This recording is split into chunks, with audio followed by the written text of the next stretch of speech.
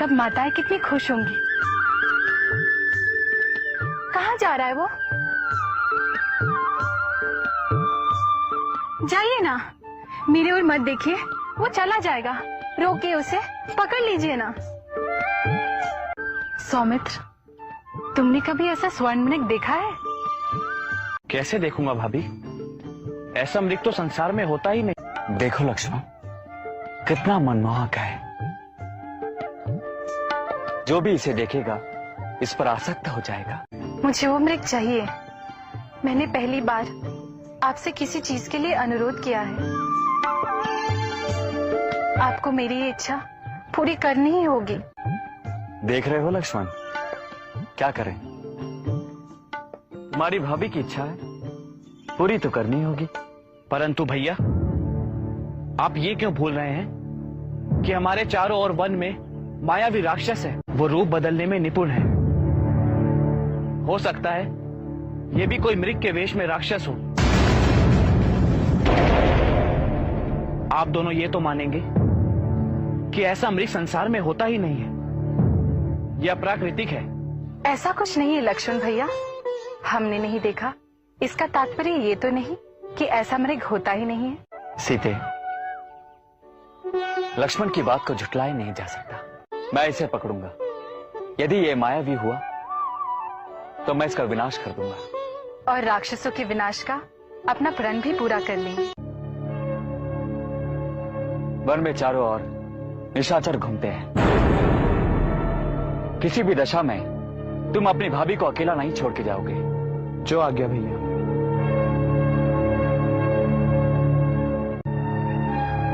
और हाँ सीते, यदि ये जीवित हाथ में ना आया तो क्या हुआ? उसका मृगजन्म कितना अद्भुत है, आपकी पूजा में आसन के काम आएगा।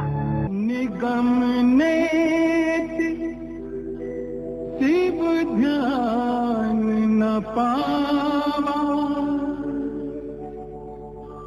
माया मृग पाछे सो धावा।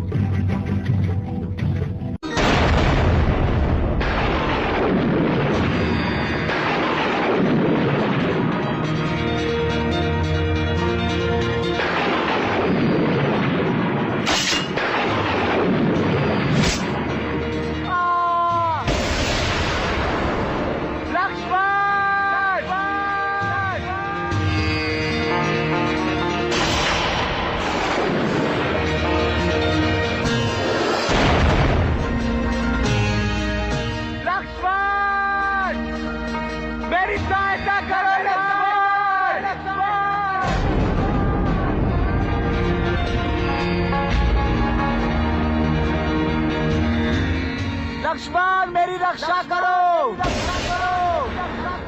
सौमित्र, सौमित्र, सौमित्र, लक्ष्मण भैया, लक्ष्मण भैया, सौमित्र, सुना तुमने?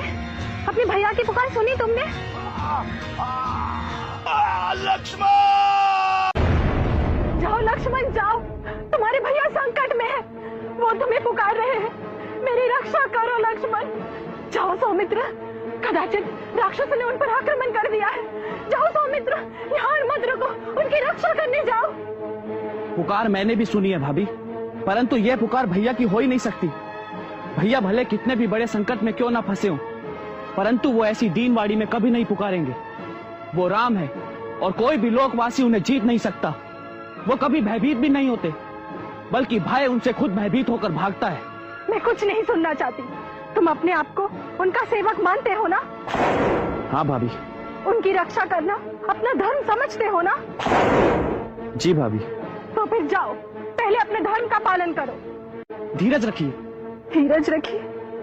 जिसका पति संकट में हो, सहायता के लिए पुकार रहा, तुम उन्हें धीरज रखने के लिए कह रहे हो?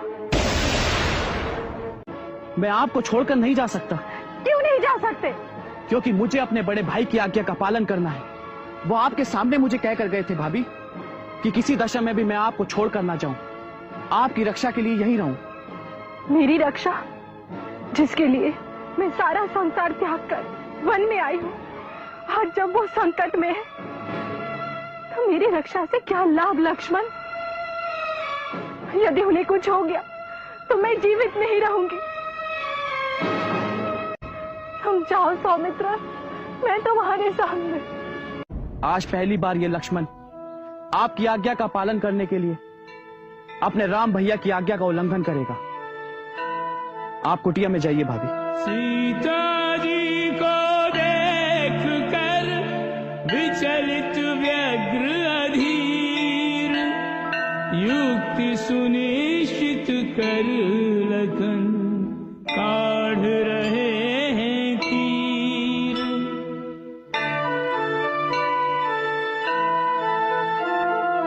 अभिमंत्रित कर बाण को धरती रेखांकित करे, अग्नि समाहित शक्तियां लक्ष्मण रेखा में भरे।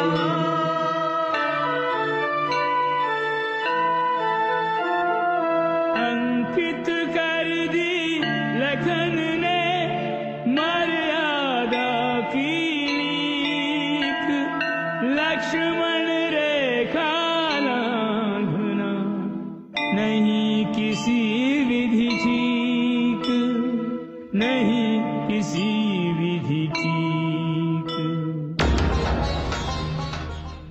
भाभी, गुरु की दी हुई शक्ति से मैंने यहां एक दीवार बना दी है जिसे नंगी आंखों से नहीं देखा जा सकता, पर जो भी इस लक्ष्मण रेखा को पार कर कर अंदर आने का साहस करेगा वो वही भस्म हो जाएगा। पर मेरी आपसे एक विनती है भाभी कि भैया की अनुपस्थिति में आप स्वयं भी इस रेखा को लांघना नहीं।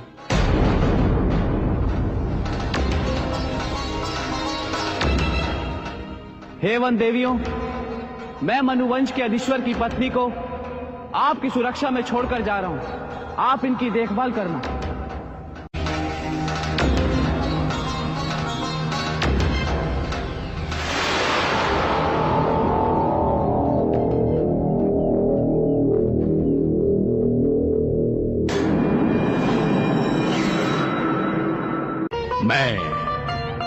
मैं इस गजगामनी को हर ले जाऊंगा।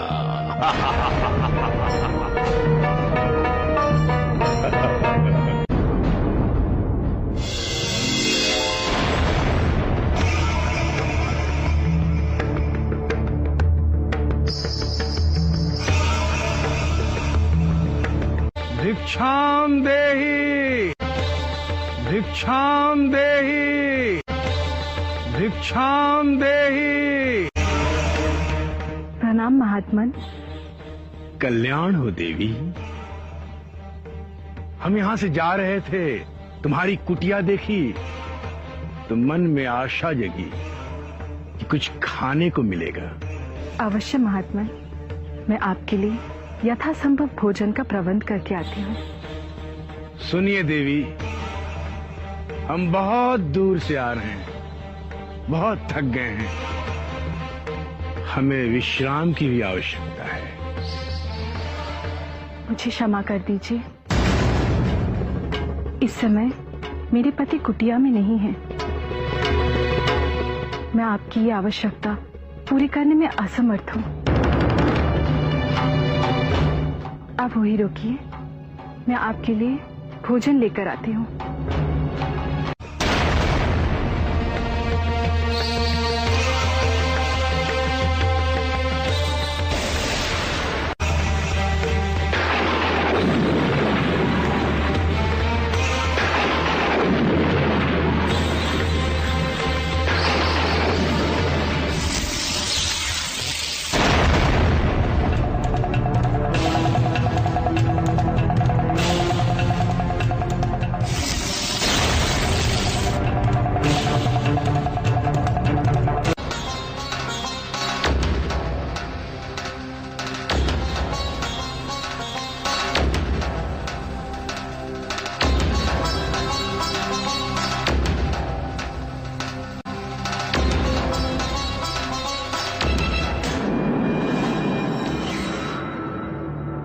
पर मेरी आपसे एक विनती है भाभी कि भैया की अनुपस्थिति में आप स्वयं भी इस रेखा को लांघना नहीं। लीजिए मुनिराज, भोजन लीजिए।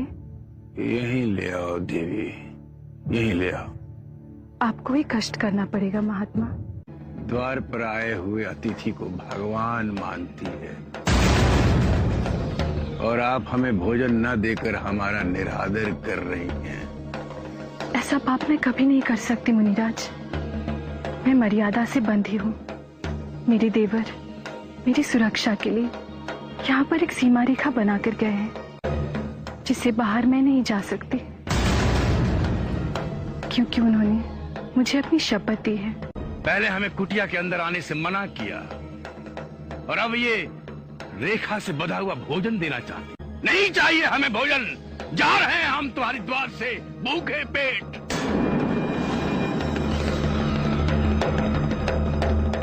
नहीं मुनिराज, रुक जाइए। मुझे पाप का भागी न बनाइए।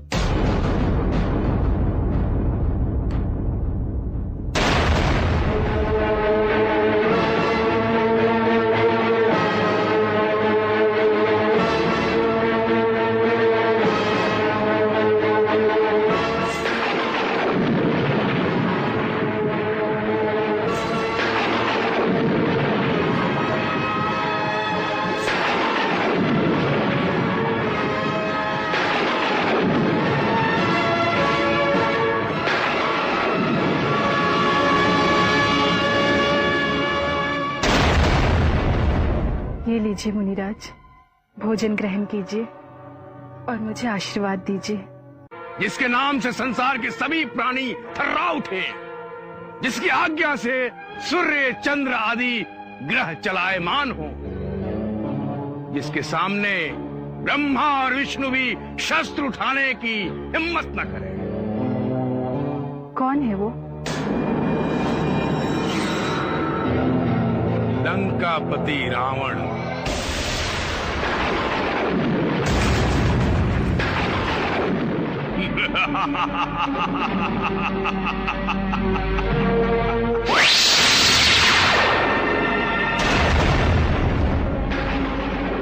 तुम्हारे सामने खड़ा है।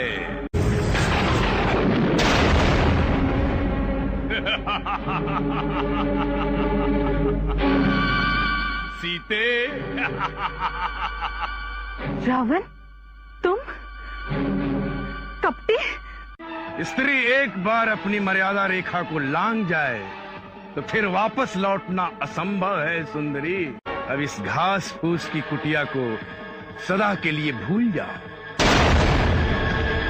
मेरा विमान तुम्हें समुंदर पार लंका द्वीप ले जाने के लिए तैयार है। चलो मेरे साथ, अब तुम्हें रावण से कोई नहीं बचा सकता।